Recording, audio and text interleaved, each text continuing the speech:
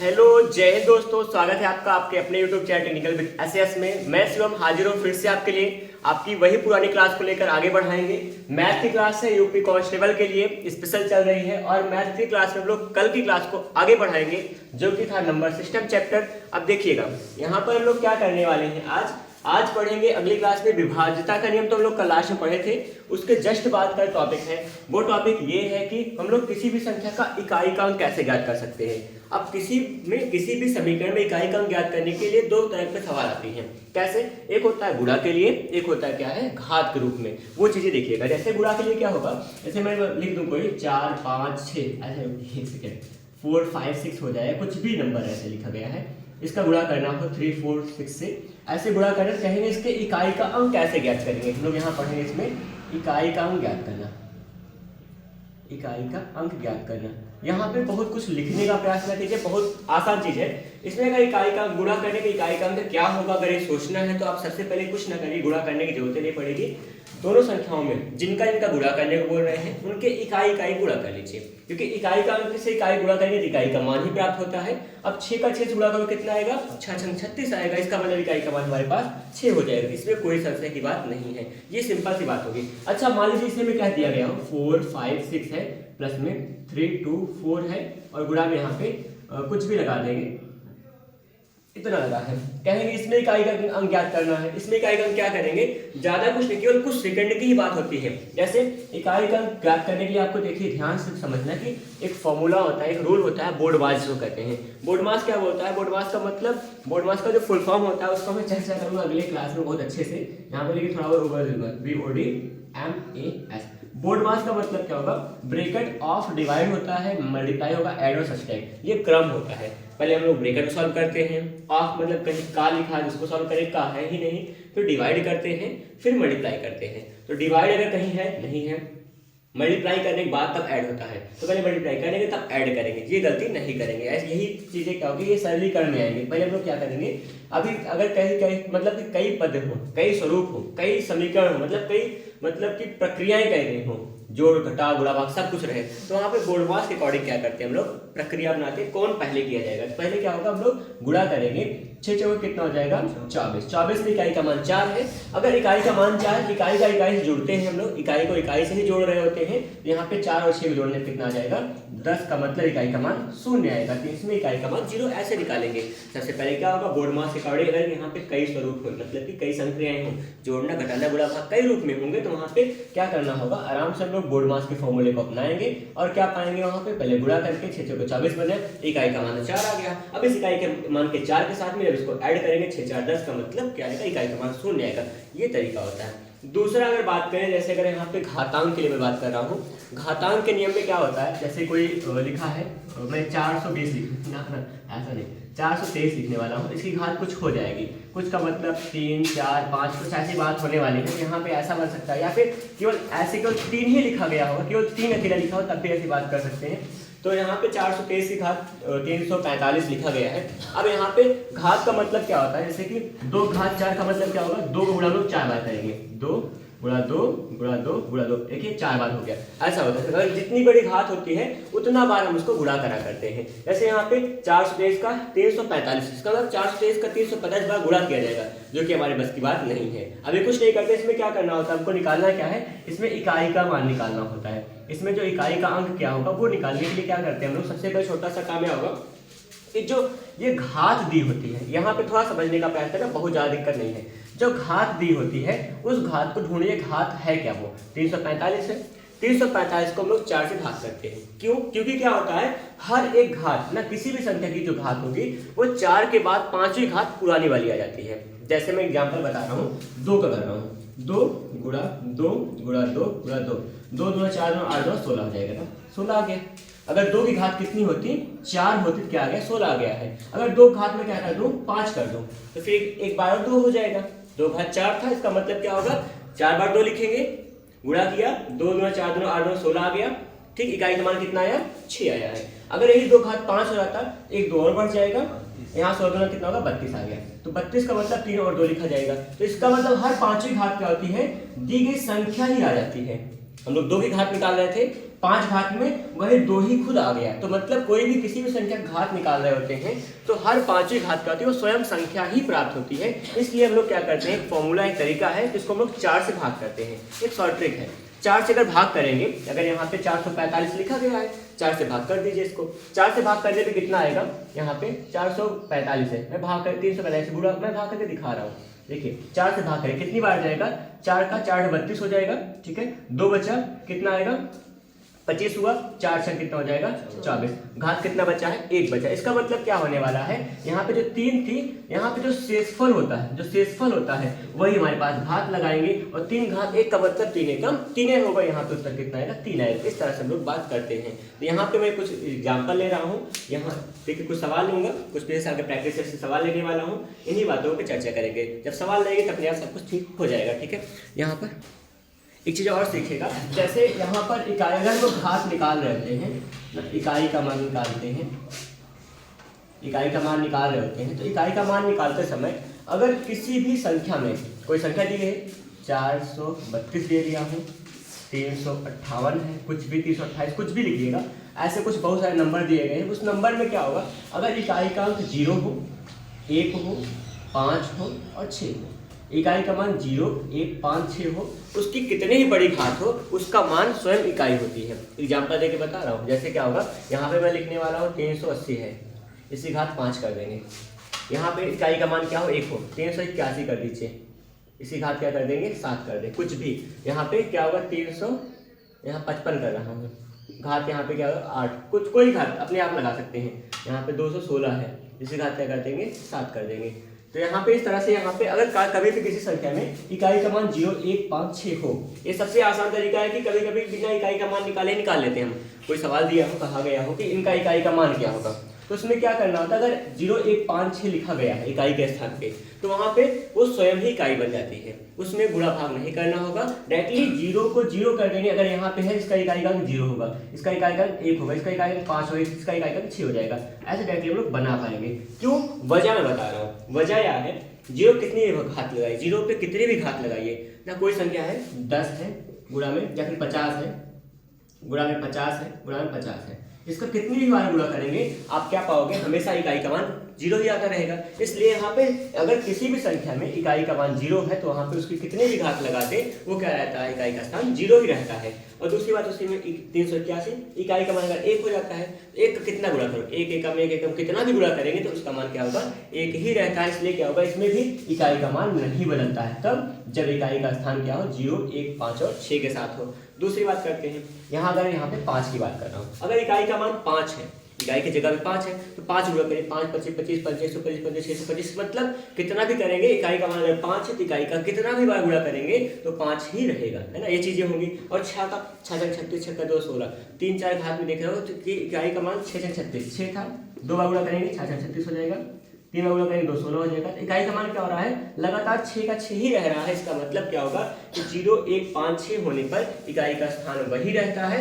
हम लोग को काम किसके लिए करना है, 4 नंबर को छोड़ दीजिए, बाकी 6 नंबर के लिए काम करना होता है। 6 नंबर कौन कौन से हैं, 2 हैं, 3 है, और क्या होगा 4 हो जाएगा, और क्या होगा 5 6 छोड़ दीजिए 7 हो जाएगा ना, 7 होगा, और फिर क्या होगा 8 होगा, और फिर 9। इन सभी नंबर के हम लोग काम करते हैं। इन सब नंबर अगर क्या होगा, किसी भी संख्या में इकाई की जगह पे ये है तो वहाँ पे क्या करना होगा, सुंदर तरीके से वहाँ पे जो भी घात होगी उस घात को 4 से भाग करेंगे, जितना यहाँ पे हमारे पास जितना शेषफल बच रहा होगा उसको उस इकाई की घात पे लगाते हैं। मैं एग्जाम्पल दिखा रहा हूँ, तब समझिएगा। जैसे यहाँ पे एग्जाम्पल में लिखा गया है, ये 2113 यहाँ है, 2113 है, इसकी घात यहाँ पे बनेगी 110 है। इसमें कह रहे हैं इकाई का स्थान बताइए, इकाई का मान क्या होगा, गुणा करने प्रसार करने पे इकाई का स्थान क्या होने वाला है।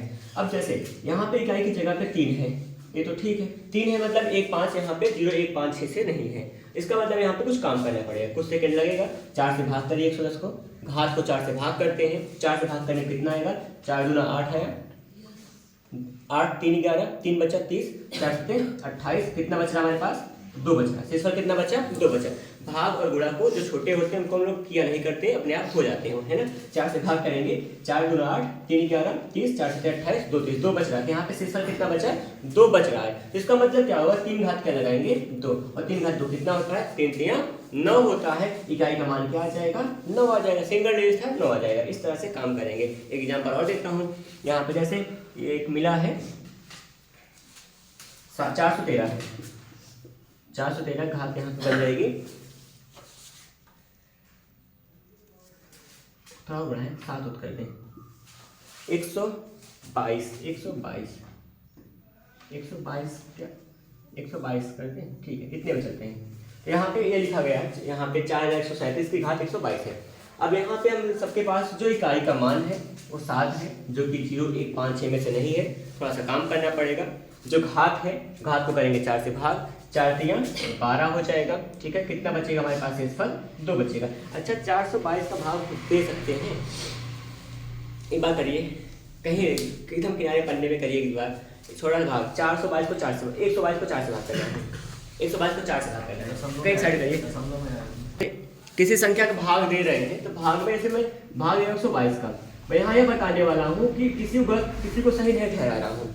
हम सबके पास, मुझे भी नहीं पता था, हर कोई सीखता है, बहुत पहले सीखा था। तो यहाँ पे क्या होता है, सबसे नई बात है कि 4 से अगर भाग गए 4 के 12 हो गया और पूरा कट गया, 2 हमारे पास उतर गया, ये 2 क्या होगा, हम लोग कहते हैं इसको शेषफल कहते हैं। नहीं होता है शेषफल। शेषफल कब होता है, शेष मतलब बचा हुआ, ये बचा थोड़ी है, ये तो हम इसको अभी नई संख्या उतार रहे हैं। शेषफल कब आता है, इसको हम घटाते हैं तब उसको शेषफल कहते हैं। ये घट नहीं रहा है ना, अभी तो हमने नई संख्या उतारा है, तब क्या करेंगे यहाँ पर, अब यहाँ भाग जाएगा। दशमलव कब पढ़ाते हैं, दशमलव तब पढ़ाते हैं जब शेषफल प्राप्त होता है ना, जब शेषफल यहाँ रहेगा तब बढ़ाएंगे। शेषफल नहीं है, ये घटाने पर नहीं प्राप्त हुआ, इसका मतलब शेषफल नहीं है, तब क्या करेंगे, यहाँ पे देखिए सबसे कम यहाँ 4 से कम 4 नहीं जा पाएगा, एक बार नहीं जा पाएगा, तो सबसे कम तो 0 बार ले जा सकते हैं, 0 बार ले जाएंगे। 0 बार ले जाते हैं तो वहाँ पे टीचर यह बताए थे कि 0 बढ़ा के दशमलव लगाइए, तो 0 बढ़ा के दशमलव लगाने का यह तात्पर्य था। 0 बढ़ाएंगे तो यहाँ पे 4 का 0 बार ले जाएंगे, 0 बार जाएगा, 4 का 0 से गुणा 0 आएगा, तो यहाँ पे 2 में 0 घटाइए, कितना आएगा, यहाँ पे 2 शेषफल आएगा। अब ये शेषफल बन चुका है, अब शेषफल बना है, अब यहाँ पे क्या हो जाएगा, जितना मन कर दशमलव बढ़ाएंगे 0 आ जाएगा, 4 5 20 अब बनेगा। ये सही तरीका होता है। बाकी वहां पर लोग क्या सिखाया, यहाँ 0 बढ़ाइए, यहाँ 0 आएगा, यहाँ 0 बढ़ाए, यहाँ 0 नहीं आता है, यहाँ 0 अगर वो बोलते थे कि यहाँ 0 बढ़ा के दशमलव लगाए 0 आ जाएगा, अरे दशमलव लगाएंगे वैसे 0 आ जाएगा, 0 कहीं बढ़वा रहे थे। ये चीजें कुछ होती हैं, हल्का सा बदलती हैं भाग देने में। क्या कि यहाँ पर जो लिखा गया है वो सही होता है, लेकिन थोड़ा सा हम लोग समझ नहीं पाए थे, फिर वो उस समय हम लोग के अंदर इतनी समझ नहीं थी कि हम लोग उतना समझते। तो यहाँ पे कभी भी जो उतरती ही नहीं संख्या ना, वो क्या होती है, शेषफल नहीं होती है। घटने पे जो प्राप्त होगी वो शेषफल होती है। अगर वो आपकी संख्या भाग देने वाली संख्या छोटी है तो उसको आप 0 बार ले जाइए, इतना करें, लेकिन उतना तो कम से कम क्या करें कि ऐसा गलती ना करें। तो थोड़ा ध्यान रखिएगा, जब पूरी संख्या कट जाती है, अगली संख्या छोटी पड़ती है, तब यहाँ पे गलतियाँ होती हैं, बहुत बार की जाती हैं गलतियाँ, और ये गलती थोड़ा आप दोहराइएगा नहीं, ठीक है। तो यहाँ फिलहाल हम काम करते हैं। कितनी बार गया था, 30 बार गया था, बच रहा था हमारे पास 2 शेषफल, 2 शेषफल बच रहा था, तो 7 घात कितना हो जाएगा 2, 7 7 कितना बनता है 49, इकाई का मान 9 हो जाएगा। आराम से काम कर लेंगे। इस टाइप के सवालें आई हुई हैं यहाँ पे। आप जब 2020 में जब पिछला साल का पेपर देखिएगा तो वहाँ पे इसमें की सवालें थी, इसलिए यहाँ पे टॉपिक को चर्चा कर रहे हैं। तो ये क्या था, नंबर सिस्टम में इतना कुछ था। कल की क्लास से लेकर आज तक क्लास में यही सब बातें थी। हम लोग अब लगाएंगे सवाल। देखिए मैं कुछ क्वेश्चन लिख रहा हूँ और बता रहा हूँ कि क्वेश्चन को कैसे करेंगे। जैसे यहाँ पे सवाल है, पहला प्रश्न है, एक पहला प्रश्न ले रहा हूँ, और ये जो प्रश्न है ये मतलब कि आया तो किसी न किसी एग्जाम में, एसएससी में आया था। फिलहाल हम लोग एग्जाम से यहाँ तैयारी शुरू करें, कहीं भी आया हो एग्जाम में आई हुई सवालें होती हैं आपकी, मतलब कि यूपी पुलिस की सवाल भी लगेगी, बिल्कुल ऐसा ना होइए। जैसे लिखा है कि प्रश्न यह है, क्वेश्चन है कि 50 से कम 3 के गुणजों का योगफल निकालना है। 50 से कम 3 के गुणजों का योगफल निकालना है। ये सवाल है छोटा सा। यहाँ सवाल को मैं थोड़ा शॉर्ट में भी लिखने का प्रयास करूँगा ना। योगफल निकालना है और यहाँ पे 400 404 408 412 है। 400 है विकल्प में, 404 है, 408 होगा और 412 होगा। ये आपके पास 4 विकल्प है, इन्हीं चारों में चुनाव करना है। तो बिल्कुल हम एग्जाम वाली सीरीज लाने का प्रयास करेंगे। अब यहाँ पे 50 से कम 3 के गुणज कौन कौन से हैं। 50 से कम हो, 3 के गुणज हो। गुणज का मतलब जो गुणा से गुणज ना, गुणज गुणा से जन्म लेने वाला, जैसे पंकज पंख से जन्म लेने वाला है ना, वैसे वैसे गुणज का मतलब गुणा से निकलने वाले पद को गुणज कहते हैं। तो 3 का गुणज मतलब 3 गुणज का मतलब 3 का पहाड़ा ही 3 गुणज होगा। 3 से गुणा करें 3 कम 3 3 गुणा 6 3 वैसे बनेगा। तो पहली संख्या क्या हो जाएगी 3 हो जाएगी, दूसरी संख्या क्या होगी 6, फिर ऐसे क्या होगा 9, ऐसे बढ़ते बढ़ते लोग जाएंगे और कहाँ तक जाएंगे 50 से कम। तो 50 से कम वाले में कौन संख्या है जो 3 मतलब 3 की गुणज है 50 से कम। 50 नहीं कटेगा, 50 लेना भी नहीं क्योंकि 50 से कम का है। 49 3 से नहीं कटेगा, 48 कटेगा क्या 48 कटेगा 48 कटेगा ना, 16 3 48 होता है, 3 से कट जाएगा मतलब कि 3 का गुणज 48 है। यहाँ पे क्या होगा आखिरी संख्या हमारे पास 48 आ जाएगी। अब यहाँ पे 2 प्रकार की बातें होंगी। अगर आप आसानी से जान सको कितने पद हैं, कितने पद हैं वैसे 3 1 कम 3, लास्ट में कितना बार जा रहा है 3 16 3 48 मतलब 16 पद होंगे। थोड़ा सोचिए अपने आप से, ज़्यादा कुछ नहीं है, बहुत बड़ा। 3 1 कम 3 3 6 3 3 9 ऐसे 4 5 6 7 8 कितनी बार जा रहा है 16 बार जाने पे आ रहा है। इसका मतलब कितने पद है 16 पद है। यहाँ n का मतलब पद कितने हमारे पास 16 है। n बराबर क्या होगा, n का मतलब पद होता है और पदों की संख्या हमारे पास 16 है। ये चीज हो गया।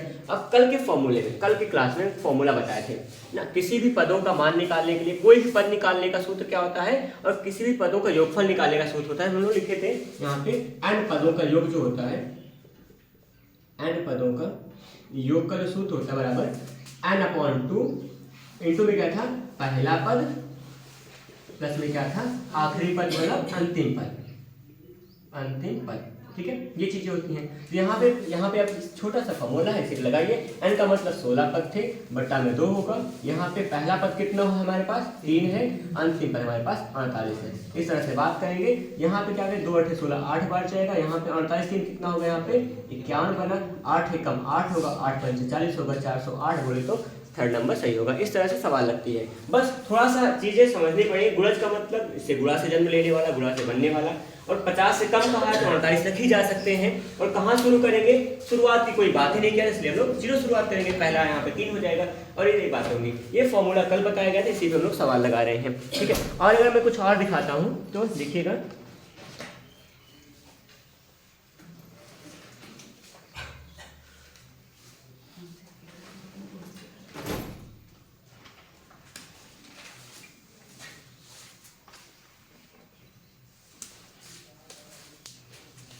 देखिए नेक्स्ट क्वेश्चन मैं दिखा रहा हूँ यहाँ पे। आप लोग जैसे कोई भी डाउट हुआ करें ना, निसंकोच एकदम पूछा करिए ना। एक बात यह है ना, शर्म वरम ना करना, जिसकी जो करे शर्म उसकी खोटे कर्म, सच है ना।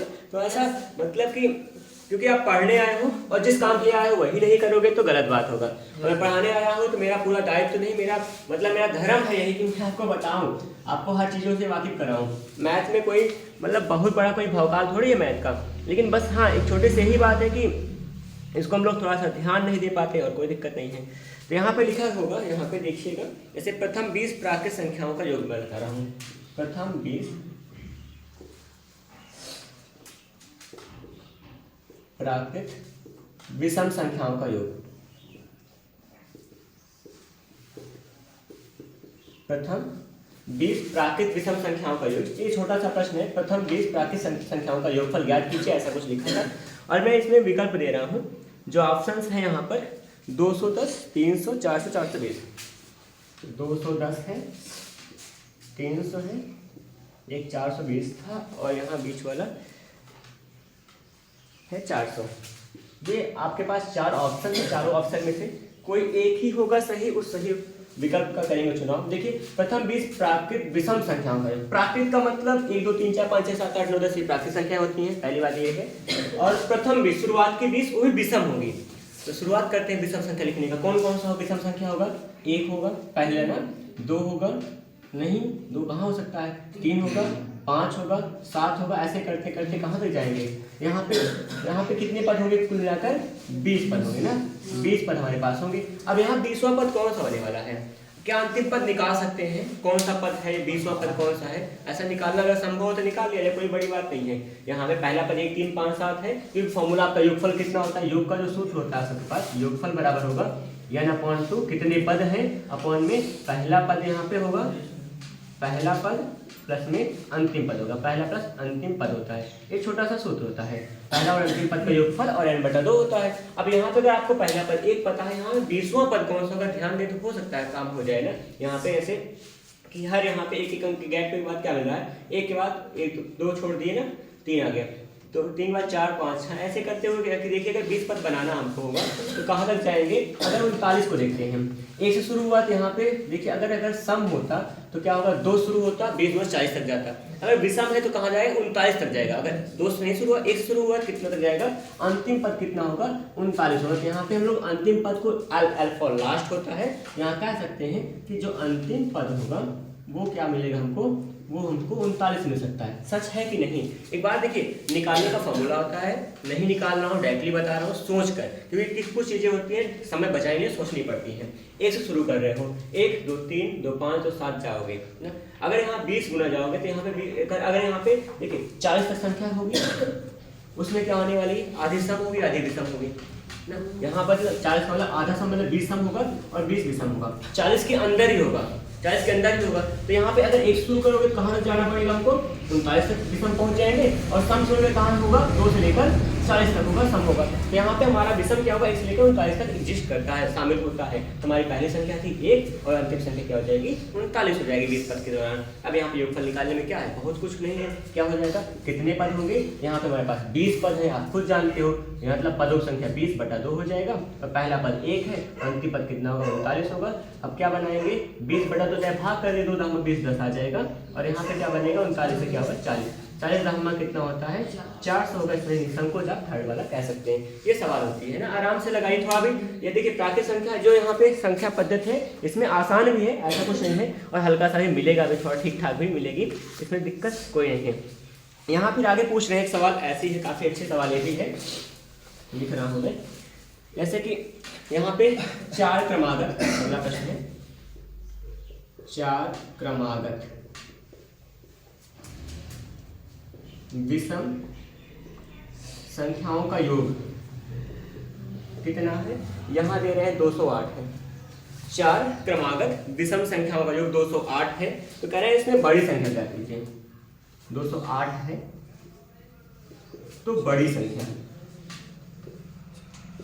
तो बड़ी संख्या हमको निकालना है, ये काम करना है। अब यहाँ क्रमागत संख्या कॉन्सेप्ट लेके आता हूँ। कल मैंने बताया था विषम संख्या, आज मैंने अभी जिक्र किया था विषम संख्या में क्रमागत संख्याओं के लिए क्या करते हैं, इसका बुरा बुरा कर लेना, मैं नहीं लिख रहा हूँ। इस बार विकल्प जो होगा 55 57 61 और 59 है, 55 57 और 59 60 61 बना हुआ है। ये हमारे पास 4 क्रमांक, यहाँ पे 4 क्रमागत विषम संख्याओं के लिए काम कर रहे हैं। क्रमागत क्रम से आने वाला, विषम 1 3 5 7 ही होता है। और मान लीजिए पहली संख्या अगर x हो गई, पहली संख्या अगर मान लीजिए x हो गई, और उसके बाद क्या होगा, दूसरी संख्या क्या होगी ना, यहाँ पे मानेंगे क्रमागत संख्या के बारे में बात कर रहा हूँ मैं। क्रमागत जो संख्या होगा वो भी क्या चाहिए, विषम चाहिए। मान लीजिए पहली संख्या विषम x हो गई, दूसरी संख्या क्या हो जाएगी, फिर x प्लस में कितनी होगी, विषम संख्या क्या होती है, 2 2 गैप होती है ना, यहाँ पे x + 2 हो जाएगा, और अगला क्या होगा x प्लस में 4, और कितना लाना है 4 लाना है, 3 हुआ है, और 2 जोड़े कितना होगा x प्लस में 6 हो जाएगा। इस प्रकार से पहली संख्या x, दूसरी x + 2, तीसरी x + 4, फिर चौथी का x प्लस में 6 होगा। क्रमागत संख्या का मतलब क्रम से आने वाला। और विषम का मतलब क्या होता है, विषम का मतलब यह होगा कि वो ना, मतलब विषम संख्या से 2 2 अंक के गैप पे होता है, ये सच बात है। अभी देखा था 1 2 3 3 2 5 5 2 7 2 के गैप पे आ रहा है ना संख्या, इसका मतलब हम लोग सब में 2 2 ऐड करेंगे तो क्रमागत संख्या बनती जाएगी। अब यहाँ पे क्या बनाइएगा, इनका क्या करें, योगफल पूछ रहे हैं, हम लोग क्या करें, क्रमागत संख्या मिली हुई थी, इसका क्या निकालेंगे, योगफल करेंगे। योगफल कितना होने वाला है, इसका मान होगा 208 हो जाएगा। ये संख्याएं थी हमारे पास, ये संख्या थी, क्रमागत विषम संख्या थी सब, इसका योगफल 208 बता रहे हैं, तो योगफल कर दिए सब में, और 208 आ गया। इसका मतलब इसको सिंपलीफाई करते हैं आराम से। अब देखिए x है, x है, x है, आप कुछ भी मान सकते हो, अपने नाम का पहला अक्षर भी मान सकते हो, आखिरी अक्षर भी मान सकते हो, कुछ भी मानिए, कोई एक फंक्शन ऐसा मानना जो हर जगह एग्जिस्ट कर सकता हो। x कितनी बार है, 4 बार है, कितना हो जाएगा 4x होगा, और अच्छा जोड़ रहे 4x होगा ना, 1x होगा 4x होगा, और प्लस में कितना होगा 2 4 6 6 12, प्लस में 12 हो जाएगा, बराबर में कितना पाएंगे 208 पा जाएंगे। अब देखिए यहाँ पे सबसे पहले क्या होगा, जोड़ था इधर में, पीछे भेज दीजिए, क्या जाएगा, घटाव में हो जाएगा ना, अरे प्लस में जाएगा, माइनस में हो जाएगा, तो यहाँ पे 4x बराबर कितना पा जाएंगे 208, पीछे जाएगा 208 हुआ, ये प्लस में था जाएगा, क्या हो जाएगा -12 हो गया। अब यहाँ 4x लिखा रहेगा, कोई दिक्कत नहीं है, घटाइए, घटाइए कितना आएगा 10, 8 निकाल दीजिए, 8 निकाले 200 बचेगा, 8 4 निकाले 100 कितना होगा 96। सच है ना, इसके बाद क्या हो जाएगा, x का मान निकालेंगे, ये गुणा में था x के साथ में 4 जाएगा, क्या हो जाएगा भाग में हो जाएगा, भाग करिए 4 से, कितनी बार जाएगा 4 से, 4 चौका 16, 3 19 36, 4 9 36, मतलब क्या आएगा 49 आएगा। तो x का मान 49 आ गया, हमारे पास 4 क्रमांक संख्याओं में x का मान 49 आ गया। सवाल ने क्या पूछा था, बड़ी संख्या, बड़ी संख्या कौन होगी, यही वाली होगी ना, बड़ी संख्या ये वाली होगी, तो छोटी ये है, इसमें 2 जोड़े हैं, 4 में 6 जोड़ दिए हैं, तो बड़ी संख्या ये होगी। x का 49 है, 49 6 जोड़े कितना आएगा, 49 6 55 हो गया, मतलब बोले तो फर्स्ट ऑप्शन भी हो जाएगा। इस तरह से सवालों को लगाया करते हैं, बहुत कुछ नहीं रहता है, हल्का सा एकदम, अगर हाँ एक्यूरेसी बढ़ेगी बहुत तेज लगाओगे, अभी लगाएं थोड़ा वक्त इसलिए लग रहा है क्योंकि मैं बता रहा हूँ, अगर आप लगाओगे बहुत तेज से काम कर सकते हैं, ठीक है। देखिए अभी क्या होगा, हम लोग काम कर रहे हैं और सवाल लगाते हैं।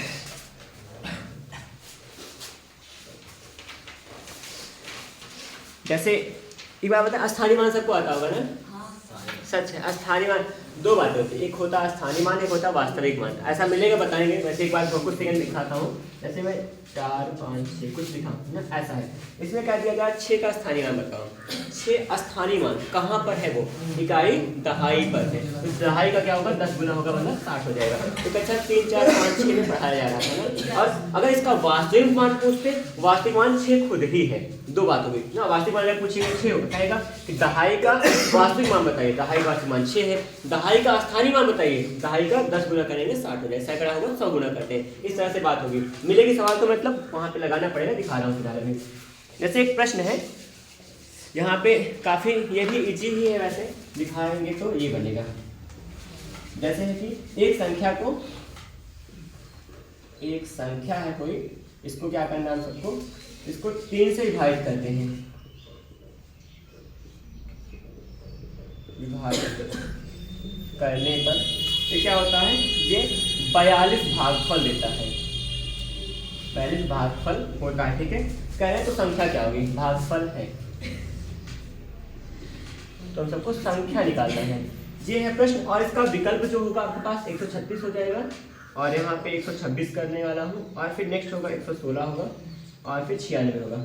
अब इस सवाल में ना इसमें लगाना नहीं होता बहुत खास, अगर आप कक्षा 3 4 5 पढ़े होंगे तो वहाँ पे ना एक होता है भाज्य और भागफल के फॉर्मूले में कुछ चीज़ें होती हैं, भाज्य बराबर भाज्य गुणा भागफल पे शेषफल होता है, ये होता है ना, वही यहाँ काम होगा। यहाँ पे अगर देखिए अभी मैं बता रहा हूँ इस फॉर्मूले के अकॉर्डिंग, बाद में कुछ ऐसा हो जाएगा कि मतलब फॉर्मूला भी नहीं लगाएगा, देखिए बता दें हाँ ये होता है, क्या होता है, भाज्य बराबर होता था भाजक गुणा में भागफल, ठीक है देखता हूँ, भागफल प्लस में क्या होगा शेषफल, ये होता था हमारे पास फॉर्मूला, ठीक है। अब इसमें क्या होगा, ये भाग देने पर भागफल इतना प्राप्त हो रहा है, मतलब भाग पूरा चला गया होगा, विभाजित हो चुका है, तो शेषफल का मान क्या होगा, 0 होगा, शेषफल कुछ नहीं रहेगा, प्लस में कुछ जोड़ने वाले हैं। भाज्य का मतलब वही भाज्य का मान निकालना, वही संख्या हमको निकालनी है, ये संख्या निकालेंगे, भाज्य कितना है 3 से हम लोग क्या करें, भाग दे रहे हैं, भागफल कितना हो रहा है 42 प्राप्त हो रहा है, गुणा कर दीजिए, बड़े आराम से आ जाएगा, क्या हुआ 3 अच्छा आ गया, 3 चौके 12, मतलब कितना 126 आ जाएगा, इस तरह से बनेगी। यहाँ पे मन करेगा लगाइएगा नहीं, तो मैं केवल कॉन्सेप्ट बता रहा हूँ, हाँ ये भाज्य और भाज्य गुणा भागफल प्लस शेषफल की ओर भी ध्यान दीजिएगा जब सवाल में ऐसा कुछ लिखा हो भागफल के टाइम में, ठीक है, ये चीज़ था। आगे अगर कुछ और देखते हैं कि जैसे यहाँ पे, अब देखिए अगर अपना हम लोग अगर कोई भी मैथ सवाल लगाते हैं तो हमारी बुद्धिलब्धि कितनी तेज है उसके अकॉर्डिंग भी काम हो जाता है आसानी से। जैसे इसमें कोई नियम बहुत खास नहीं लगने वाला है, इसमें क्या लगेगा, हमारी क्षमता लगेगी हम कितना अच्छे सोच सकते हैं। अगला जो प्रश्न यहाँ बनाया जा रहा है वो क्या है, लिख रहे हैं कि वह संख्या बताइए, वह संख्या ज्ञात करना हमको बताइए, बताएं क्या होगा जिसमें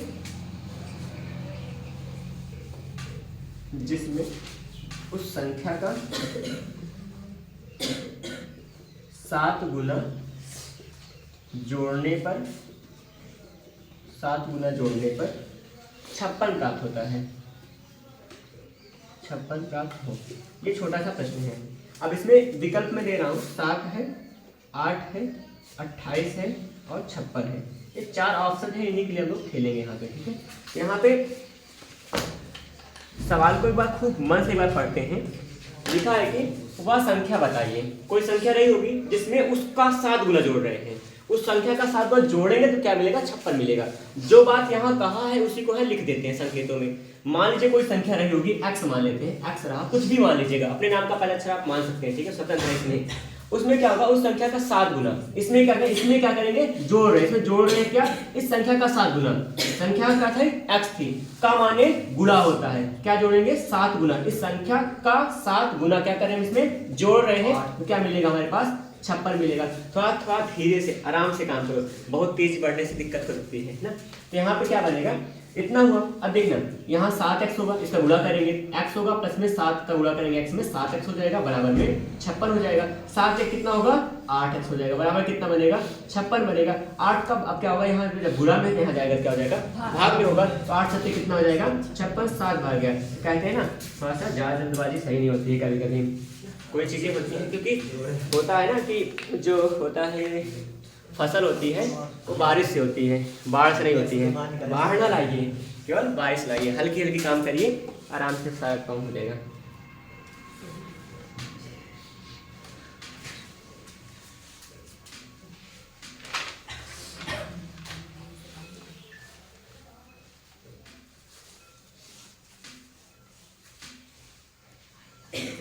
अब देखिए एक छोटा सा प्रश्न ये है, ये भी समझिएगा, कभी भी किसी संख्या का कोई क्रमागत संख्या हो, उसका औसत निकालना हो तो कैसे करेंगे। ये सवाल किसी साल आई हुई है, इसमें कभी दे रखे हैं लोग मॉडल पेपर में या उसमें सीक्वेंस में। एक प्रश्न यहाँ है कि मतलब एक छोटा सा प्रश्न, पहले इसको करिएगा, आपके दिमाग से थोड़ा खेलेंगे लोग। 80 और 90 के बीच अभाज्य संख्याओं के साथ थोड़ा खेल लीजिए। ये बताइए कौन सी होगी, 81 होगी और 83 है, ठीक है, और साथ में 83 है और 87 है। जल्दबाजी ना करना, गलती हो सकती है, और 89 हो जाएगा, 83 है, 89 होगा। ऐसी कौन सी संख्या है जो अभाज्य हो, इनके बीच का हो। वैसे बताएं तो 80-90 के बीच सभी हैं ना, लेकिन इसमें ऐसा ढूंढना है जो अभाज्य हो। अभाज्य हो तो किसी से न कटे, सिंपल सी बात है। तो एक बार थोड़ा गेस करिए,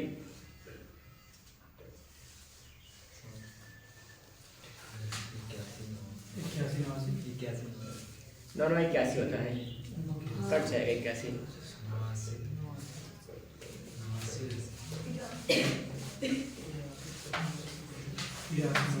तिरासी 89 ना, क्योंकि ये 87 क्या होगा, कटेगा, 81 भी कटेगा, इसको छोड़ दें 87 कटेगा, इसका मतलब ये होगा। तो थोड़ा क्या होता है, ये इसमें क्या हमको सोचना पड़ता है किससे हम काट सकते हैं। कैसे कटेगा, 3 से कट जाएगा ना, 3 और 6 2 और 27 3 और 27 कट जाएगा ये वाला। 83 नहीं कटेगा, 89 नहीं कटेगा, 81 9 81 81 9 81 ये चीज़ थी यहाँ पे ना, इसलिए यहाँ पे थोड़ा सा था। तो अभाज्य संख्या कौन होगी, ये वाली हो जाएगी, ठीक है, ये बात था।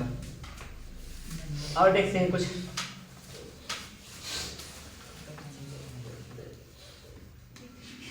यहाँ पे एक छोटा सा प्रश्न है, इसमें भी हम लोग थोड़ा देखेंगे, ध्यान से समझना, इसमें भी ना दिमाग का थोड़ा खेल रहे हैं लोग बुक वाले। यहाँ पर 5/7 जो होगा, पूछेंगे कि किस पूर्णांक के बीच आता है, किस पूर्णांक के बीच है। विकल्प बता रहा हूँ, 5 और 6 के बीच में, 0 और 1 के बीच में, 7 और 8 के बीच में, 6 और 7 के बीच में। यहाँ और है, इसमें कोई दिक्कत नहीं है। तो यहाँ पे मतलब इसको चाहे तो वैसे ना केवल देख लेना बस, आप इसको न लिखिएगा। 5/7 किस पूर्णांक के बीच में है, हल्का सा गेस करिए, जल्दी से हो जाएगा सवाल। और कभी भी ना अभी भिन्न तो पढ़ाऊंगा तो भिन्न में चीज़ें बताएंगे कि कैसे क्या होने वाला है।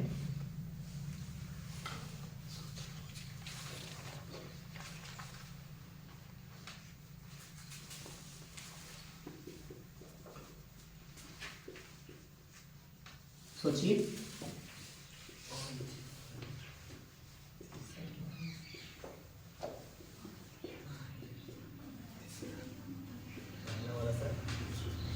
कौन सा पहला दूसरा सही मतलब है, मुझे बताओ क्या है। 5 से 6 के, 0 से 1 की किस में है, 5 से 6। अच्छा सोच लो, नंबर कौन सा है वो,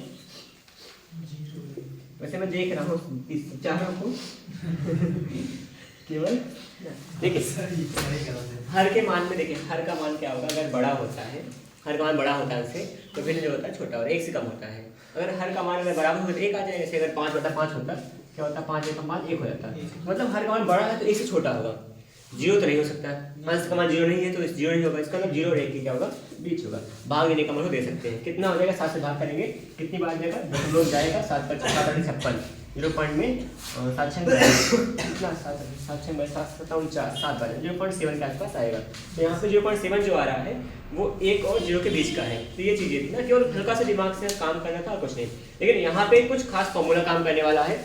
जैसे क्या होगा, 1 से लेकर 50 तक सभी पूर्णांकों का औसत, कभी भी क्रमागत संख्या ऐसे कहना हो उनका औसत निकालने की बात करें। वैसे औसत पढ़ेंगे अलग चैप्टर में, लेकिन संख्या पद्धति एक ऐसा चैप्टर है इसमें सबको शामिल किया जाता है। कोई भी किताब लीजिएगा संख्या पद्धति में, यहाँ पे भिन्न में मिलेगा आपको, LCM या कभी काम चलवा देते हैं, बहुत कुछ अंतर जोड़ घटाव, यहाँ तक कि ना यहाँ पे बोर्ड मार्क्स भी लग जाता है। इसलिए क्या होगा, इस चैप्टर को हम लोग इतना पढ़ रहे हैं। बाकी इसको बहुत ज़्यादा ना करके हर चैप्टर को अलग अलग भी काम करेंगे। 1 से 50 तक सभी संख्याओं का, सभी पूर्णांकों का औसत बताइए। 1 से 50 सभी पूर्णांकों का औसत। देखिए यहाँ पे क्या होता है, जब अगर क्रमागत की बात कर रहा हो, जब क्रमागत की बात कर रहे हो तो यहाँ पे क्या करते हैं हम लोग, यहाँ पे छोटा सा फॉर्मूला होगा, औसत का जो मान होगा, औसत बराबर होता है प्रथम संख्या प्लस में अंतिम संख्या बटा में 2।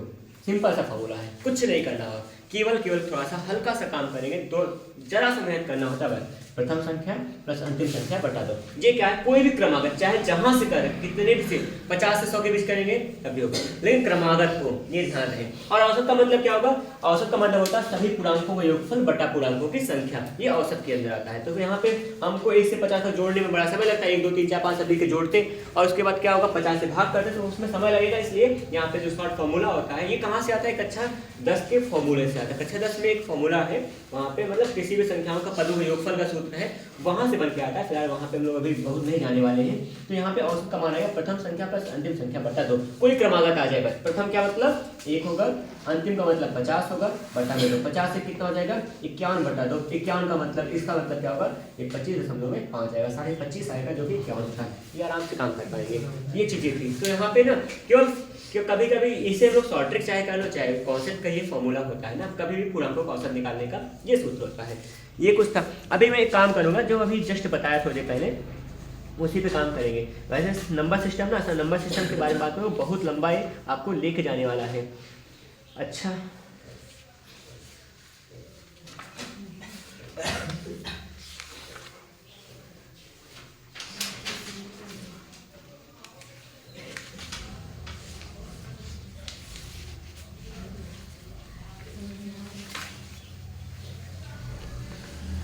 अभी हम लोगों ने सीखा था कि इकाई का अंक ज्ञात करना ना, किसी भी संख्या में इकाई का अंक ज्ञात करना, वही मैं सवाल बोल रहा हूँ, उसी पे काम करेंगे। इकाई का अंक कैसे ज्ञात करेंगे, एक आध दो क्वेश्चन आप देख के दिखाता हूँ।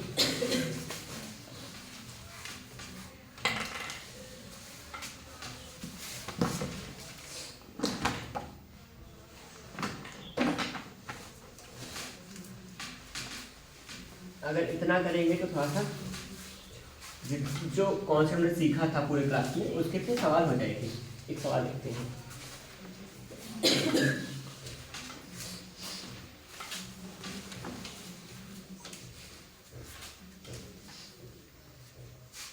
इसे 4545 है, इसकी कुछ घात लगी है 43 है, पूरा में 938 है, इसकी घात है 64 है ना। इसमें कह रहे हैं कि इसका इकाई का अंक ज्ञात करना है। कुछ और करें, थोड़ा अलग कर दें, हर किताब से हटकर। अब बताइए इसमें इकाई का अंक क्या होगा, यही दिखाना है। सवाल ने पूछा है इसमें क्या होगा, इकाई का अंक निकालना है।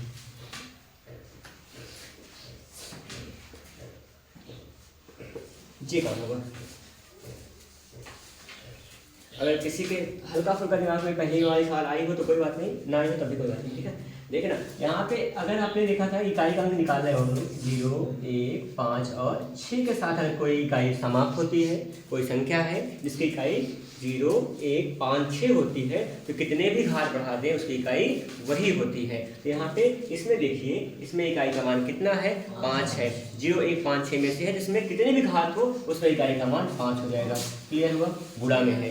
दूसरा यहाँ पे 8 है, 8 है, 1, 0, 1, 5, 6 में से नहीं है, इसमें इकाई का निकाल लेते हैं। तो यहाँ पे कितनी घात है, घात हमारे पास 63 है।